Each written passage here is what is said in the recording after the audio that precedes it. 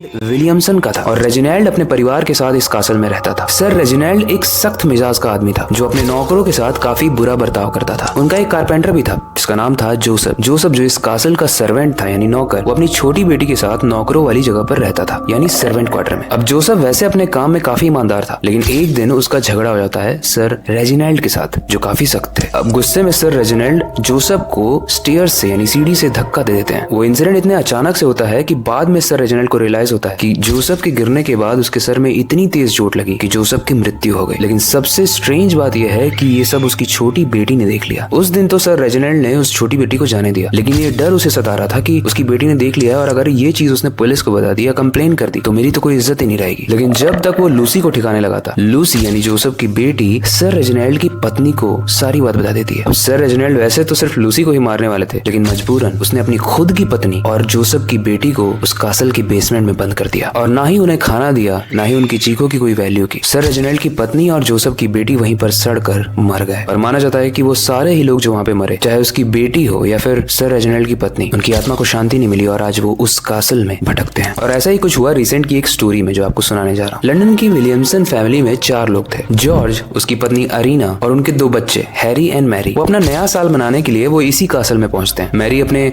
10वें जन्मदिन के लिए काफी एक्साइटेड थी। अब जैसे ही ये पूरी फैमिली उस कासल में आती है, उनका लड़का हैरी काफी इंट्रोवर्ट था, वो बेचैनी सी फील करने लगता है इस कासल में आते ही। वो अपने पापा से कहता भी है कि पापा मुझे यहाँ पे बहुत अच्छा फील नहीं हो रहा है, बहुत अजीब सा फील हो रहा है, हम यहाँ नहीं रुकते हैं, चलते हैं कहीं और। लेकिन जॉर्ज जो उसका फादर था वो इस चीज को इग्नोर कर देता है। अगली रात मैरी यानी वो 10 साल की लड़की हॉलवे में घूम रही होती है कासल के। वो चल रही है और उसे एक लड़का दिखता है जो उसी की उम्र का था। वो लड़का स्टेयर पर खड़ा होकर उसे देख रहा था। मैरी ने मुस्कुराकर हाथ हिला दिया हेलो कहते हुए, लेकिन वो लड़का तुरंत वहां से भाग गया। क्यूरियस होकर जब मैरी ने उसका पीछा किया तो वो लड़का हैरी के रूम में यानी मैरी के भाई के रूम में घुस गया और कुछ देर के बाद हैरी अपने रूम से डरते हुए निकला। मैरी पूछती है भैया क्या हुआ? हैरी कहता है तुम उस लड़के से दूर रहना, उससे बात मत करना। पहले दिन का समय था, अब रात होती है और जब सब सोने गए तो मैरी को यह महसूस होता है जैसे उसका कोई गला दबा रहा हो। जब उसने आंखें खोली तो काफी स्ट्रेंज चीज थी क्योंकि वो हैरी था यानी उसका अपना भाई। मैरी जोर से चिल्लाती है और उन दोनों के पेरेंट्स भागते हुए आ जाते हैं। हैरी भी रोने लगता है और उसका फादर जब उससे पूछता है कि तुमने ऐसा क्यों किया तो हैरी बोलता है कि मुझे नहीं पता था कि ये मैरी है, मुझे लगा कोई शैतान लेटा हुआ है तो मैं उसको मार रहा था। और धीरे धीरे इस कासल में आने के बाद हैरी सारा वक्त अपने रूम में बिताने लगा। वो बाहर निकलना बंद कर चुका था और 2 दिन के बाद इस कहानी में ट्विस्ट आता है। जब जॉर्ज और अरीना कासल से बाहर जाते हैं 2 दिन के लिए, तब वो दोनों ही बच्चे हैरी एंड मैरी अकेले होते हैं उस कासल में। उस रात मैरी अपने बर्थडे वाली ड्रेस पहनकर मिरर में देख रही थी। धीरे धीरे वो जब अपने आप को देख रही थी उसके पीछे से कोई झांकता हुआ उसे फील होता है। डर के मारे जब मैरी पीछे मुड़कर देखती है तो वही लड़का था जो भागकर हैरी के रूम में गया था। वो उसे अपने पास बुलाता है। मैरी धीरे धीरे उसकी तरफ बढ़ने लगती है। तभी उसने देखा कि एक बहुत ही बूढ़ा आदमी जिसका चेहरा काफी सड़ा हुआ है अपने हाथ से कुल्हाड़ी लेकर उस लड़के के सर पर बहुत तेजी से वार करता है। वो लड़का तेजी से जमीन पर गिर जाता है और खून से लथपथ हो जाता है। उस लड़के को मारने के बाद अब वो बूढ़ा आदमी मैरी की तरफ आता है। तभी हैरी भागते हुए आता है और उस बूढ़े आदमी के सामने खड़ा हो जाता है। वो आदमी देखते ही देखते हैरी के आर पार निकल जाता है और गायब हो जाता है, मगर हैरी की बॉडी कांपने लगती है। उसकी आंखें सफेद हो जाती हैं और वो एकदम से जमीन पर गिर जाता है। इसके बाद उसके मुंह से झाग निकलने लगता है और उसकी मौत हो जाती है। मैरी ने काफी हिम्मत करके अपने पेरेंट्स को कॉल किया और वापस आने के बाद उन्होंने हैरी के रूम में एक डायरी देखी। एक डायरी जिसमें लिखा था कि उसे बचपन से आत्माएं दिखती हैं और कासल में आने के बाद उसने भूतों को देखा, जिसके बाद उसे काफी अनयूजुअल फील हुआ और इंट्रोवर्ट होने की वजह से वो खुल के नहीं बता पाया, लेकिन फिर भी उसने ट्राई किया अपने पिताजी यानी जॉर्ज को बताने का कि उसे यहाँ पर अच्छा फील नहीं हो रहा है, यहाँ से चलते हैं। लेकिन उसके पिता ने मना कर दिया और उस डायरी में उसने उस बूढ़े आदमी का जिक्र भी किया था जिससे उसे सबसे ज्यादा डर लगता था। वो कभी भी किसी को मार सकता था। और आखिरी पेज में हैरी ने लिखा था मुझे पता है ये सारे भूत मेरी बहन मैरी को भी दिखने लगे हैं, लेकिन अगर उसको कोई भी टच करेगा तो मैं उसे बचा लूंगा। और यही थे हैरी के शब्द। लेकिन गाइस स्ट्रेंज बात यह है कि वो बूढ़ा आदमी कौन था। गाइस स्टोरी हॉरर तो थी, लेकिन इसमें एक भाई और बहन का हमें प्यार भी दिखता है। वो अपनी बहन को बचाते बचाते मर गया। लेकिन एक स्ट्रेंज चीज आपने नोटिस की, वो बूढ़ा आदमी कौन हो सकता है? क्या वो जोसेफ है जिसको सर रेजिनाल्ड ने मार दिया था, या खुद वो सर रेजिनाल्ड है जो जब लूसी को मार रहा होगा तो उसी वक्त की चीजें वापस रिपीट हो रही हैं और यहाँ पर जो भी लोग आते हैं उसको वही दिखता है। कभी कोई बोलता है कि कोई बेसमेंट में बंद है, कभी कोई बोलता है कि स्टेयर से गिरने की आवाज आती है, और ये वही स्टोरीज हैं जो हमने स्टार्टिंग में डिस्कस की थी, जो एग्जैक्टली इस कासल में हुआ था। गाइस एलर्टन कासल आज भी वहीं पे खड़ा है, लेकिन माना जाता है कि जोसेफ, लूसी और सर रेजिनाल्ड की आत्मा आज भी लोग वहाँ पर महसूस करते हैं। कुछ लोग कहते हैं कि एक आत्मा भी है जो उनको बचाने की कोशिश करती है, और वो ऐसा मानते हैं कि वो हैरी की आत्मा है जो उन तीनों से लड़ती रहती है। और अगर आप कभी उस एलर्टन कासल में जाते हो तो आपको हो सकता है एक मुस्कुराता हुआ लड़का दिखे जो आपको वेव करे, तो बस उसे वेव मत करना, क्योंकि उसके बाद वो बूढ़ा आदमी आएगा और आप मर जाओगे। ये कहानी आपको कैसी लगी, इससे रिलेटेड कोई फीडबैक है तो आप हमें कमेंट सेक्शन में बता सकते। इसके अलावा वक्त आ चुका है इस प्यारी सी और हॉरर स्टोरी को एंड करने का और नई स्टोरी पर काम करने का, लेकिन जाने से पहले मैं बस